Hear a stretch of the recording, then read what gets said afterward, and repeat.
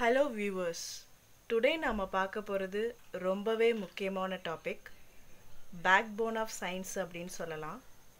அது வேறு ஒன்றும் இல்லை, மெஷர்மெண்ட்ஸ் தான். இது இல்லாமல் உலகமே இல்லை. ஸோ ஃப்ரெண்ட்ஸ், உங்களுக்கு யூஸ்ஃபுல்லாக கண்டிப்பாக இந்த வீடியோ இருக்கும். ஸோ வாங்க வீடியோக்குள்ளே போகலாம். ஸோ ஆல்ரெடி நமக்கு தெரியும், physics is a branch of science அப்படின்னு நம்ம ஆல்ரெடி பார்த்துருக்கோம். It deals with the study of properties of materials. So ஒரு மெட்டீரியலோட ப்ராப்பர்ட்டி நமக்கு தெரியணும்னா கண்டிப்பாக அதோட மெஷர்மெண்ட் தெரிஞ்சிருக்கணும். That is, if you want to understand the properties of materials, you should know the measurement of physical quantities. யூஸ்வலாக என்னென்ன மாதிரி பேசிக் ஃபிசிக்கல் குவான்டிட்டிஸ் இருக்குதுன்னு பார்த்தீங்க அப்படின்னா, length, mass, time, temperature, electric current, இந்த மாதிரி நிறைய இருக்குது. ஸோ ஒவ்வொன்றுமே ஒவ்வொரு யூனிட்டால் மெஷர் பண்ணப்படும். ஸோ உங்களுக்கு தெரிஞ்சிருக்கும், அது ஆல்ரெடி தெரியும் உங்களுக்கு. ஸோ அந்த யூனிட்டுக்கு ஒரு சிம்பிள் இருக்கும். ஸோ இதை நீங்கள் மூணுமே தெரிஞ்சிட்டிங்க அப்படின்னா ஈஸியாக உங்களுக்கு ஃபிசிக்கல் மெஷர்மெண்ட் அத்துப்படியாக இருக்கும். ஸோ கண்டிப்பாக அதை நீங்கள் ஈஸியாக அண்டர்ஸ்டாண்ட் பண்ணுவீங்க. அப்படிப்பட்ட இந்த ஃபிசிக்கல் குவான்டிட்டிஸ் பார்த்தீங்க அப்படின்னா, it is derived, that is it will be divided into two categories, that is fundamental quantities and derived quantities. So fundamental quantities அப்படின்றது வேறு ஒன்றும் இல்லை, which cannot be expressed in terms of any other physical quantity. That is fundamental குவான்டிட்டின்றது வேறு எந்த இதுலேருந்து நம்ம derive பண்ண முடியாது. But if you know the fundamental quantities, so if you know the fundamental quantities, you can easily find out the derived quantities. So என்னென்ன மாதிரி fundamental quantities இருக்குது, அதோட யூனிட் என்ன, சிம்பிள் என்னன்னு நான் இங்கே கொடுத்துருக்கேன். ஸோ derived quantities அதோட டெஃபினிஷன் பார்த்தீங்கன்னா, quantities that can be expressed in terms of fundamental quantities are called derived quantities. Example பார்த்தீங்கன்னா ஏரியா, வால்யூம், டென்சிட்டி, இந்த மாதிரி நிறைய சொல்லலாம். ஃபார் எக்ஸாம்பிள் இப்போ உங்களுக்கு லென்த் ஃபண்டமெண்டல் குவான்டிட்டி. ஸோ அதுலேருந்து நம்ம என்ன பண்ணிக்கலாம், derived quantity. For example area measure பண்ணிக்கலாம். That is length into breadth தானே area. So derived quantity can be derived from the fundamental quantity, but fundamental quantity cannot be expressed in any terms in prior. So அதுதான் ரெண்டுக்குரிய difference. நான் இங்கே some kind of fundamental quantities tabulate பண்ணியிருக்கேன். That is length, அதோட unit பார்த்தீங்கன்னா metre. யூஸ்வலாக unit அப்படின்றது என்ன அப்படின்னா, ஒரு குவான்டிட்டி நம்ம மெஷர் பண்ணணும் அப்படின்னா கண்டிப்பாக we have to compare it with some reference standard. So therefore unit of physical quantity is defined as the established standard used for comparison of the given physical quantity. That is, நீங்கள் இப்போ ஒரு பொருள் வாங்க போகிறீங்க, அப்போ நீங்கள் என்ன பண்ணுவீங்க, எவ்வளோ கிலோ இது அப்படின்னு கேட்பீங்க. அது மாதிரி ஏதோ ஒரு துணி வாங்க போகிறீங்க அப்படின்னா இதோட லென்த் என்ன, லென்த்துன்னு நம்ம கேட்க முடியாது, இது எவ்வளோ மீட்டர், இந்த மீட்டர் இவ்வளோ மீட்டருக்கு எவ்வளோ பைசே, அந்த மாதிரி கேட்போம். ஸோ கண்டிப்பாக we have to use the unit of that physical quantity. So இதுதான் யூனிட்டுடைய definition. So the unit in which the fundamental quantities are measured are called fundamental units, and the units used to measure derived quantities are called derived units. So அதுதான் ரெண்டுக்குரிய difference. So இது ஈஸியான definition தான், உங்களுக்கு புரிஞ்சிருக்கும்னு நினைக்கிறேன். தென் உங்களுக்கு SI unit அப்படின்னா என்னன்னு ஒரு டவுட் இருக்கும். That is system international unit. இது எப்படி டிரைவ் பண்ணாங்க அப்படின்னா, ஆக்சுவலாக ஏர்லியர் டேஸில் 3 kind of measurement system use பண்ணிட்டு இருந்திருக்கிறாங்க. ஸோ அது எல்லாமே ஒவ்வொரு இடத்துலையும் ஒவ்வொரு மாதிரி மெஷர்மெண்ட் சிஸ்டம் வரும்போது ஒரு கன்ஃபியூஷன் வரும் அப்படின்ட்டு தான். So through out the world SI unit follow பண்ண ஆரம்பித்தோம். அதனால தான் அது சிஸ்டம் இன்டர்நேஷ்னல். ஸோ எல்லா இடத்துலையுமே பார்த்தீங்கன்னா இந்த மாதிரி இந்த எஸ்ஐ யூனிட் தான் நம்ம ஃபாலோ அப் பண்ணிகிட்ருக்குறோம். ஸோ ஏர்லியர் டேஸில் யூஸ் பண்ண சிஸ்டம் பார்த்தீங்க அப்படின்னா the British system of foot pound second, or in simply FBS system, or second பார்த்தீங்கன்னா நமக்கு CGS சிஸ்டம், நமக்கு ஆல்ரெடி அது தெரியும். That is centimetre gram second system. அடுத்து தேர்ட் ஒன் பார்த்தீங்கன்னா MKS system, that is metre kilogram second system.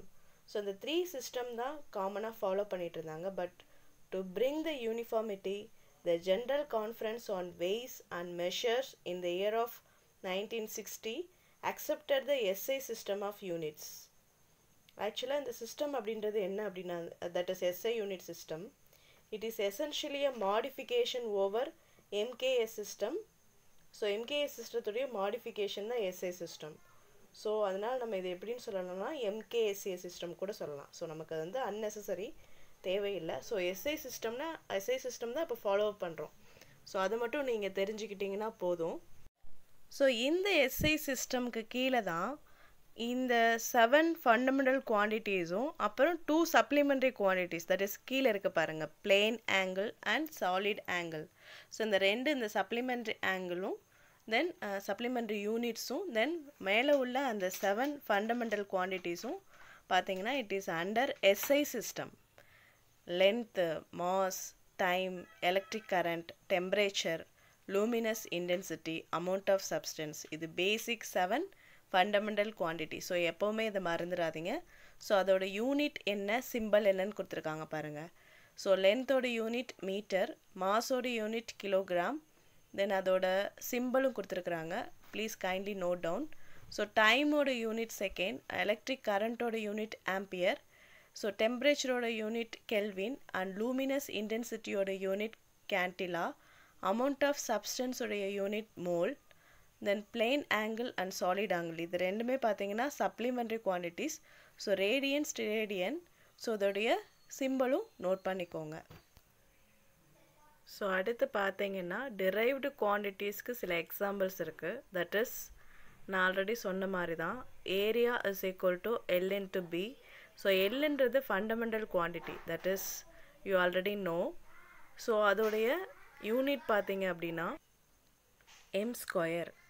So L அப்படின்றது லென்த்தை mention பண்ணுறது, எல்ன்றது ஃபண்டமெண்டல் குவான்டிட்டி, அதோட யூனிட் வந்து எம், தென் பியோட யூனிட் எம்.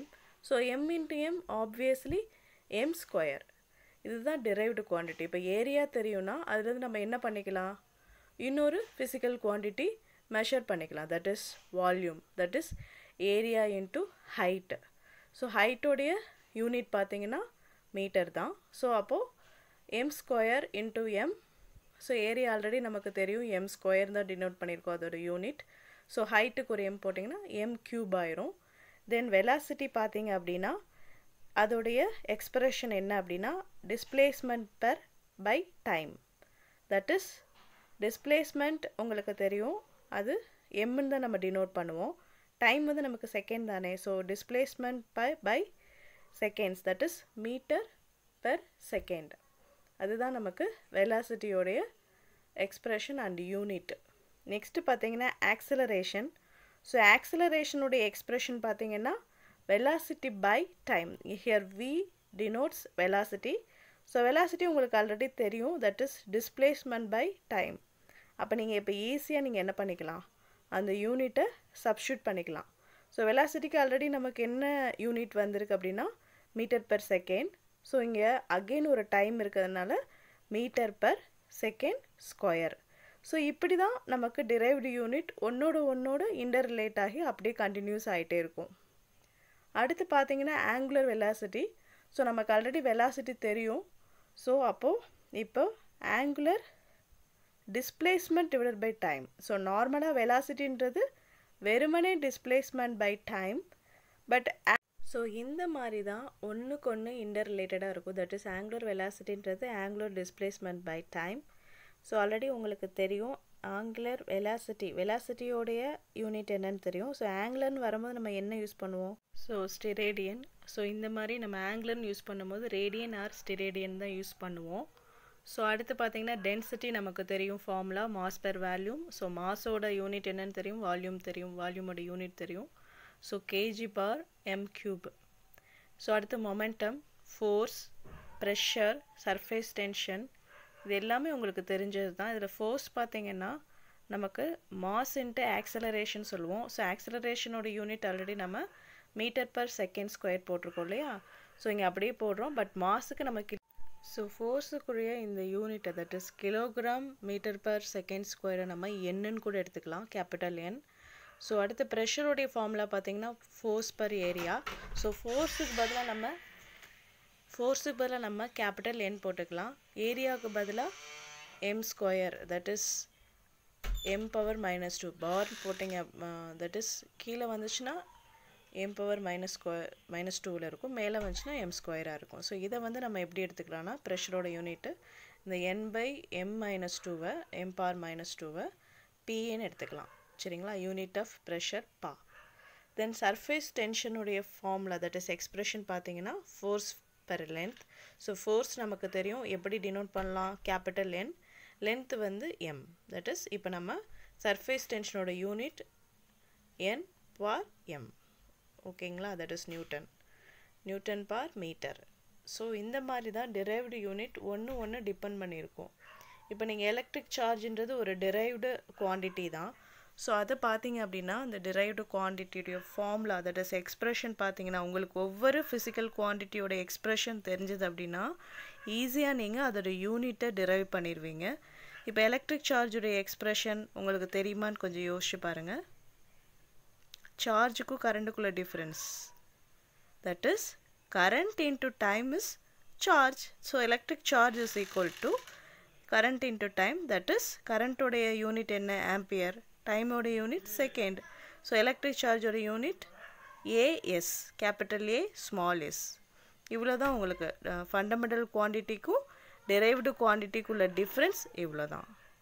ஸோ இப்போ உங்களுக்கு மெஷர்மெண்ட்ஸ் பற்றி ஒரு ஐடியா கிடச்சிருக்கும். தட் இஸ் ஃபண்டமெண்டல் குவான்டிட்டினா என்ன, டெரைவ்டு குவான்டிட்டினா என்ன அப்படின்ற ஒரு கண்டிப்பாக ஒரு இது தெரிஞ்சிருக்கும். ஸோ இந்த ஃபிசிக்கல் குவான்டிட்டிஸ் எல்லாமே நீங்கள் அப்படியே தெளிவாக இருந்தீங்க அப்படின்னா, ஒவ்வொரு குவான்டிட்டியும் தெளிவாக இருந்தீங்கன்னா, அந்த எக்ஸ்ப்ரெஷன் தெளிவாக இருந்தீங்கன்னா யூனிட்டில் உங்களுக்கு மிஸ்டேக்ஸ் வராது. Okay, thank you so much. Thanks for வாட்சிங்.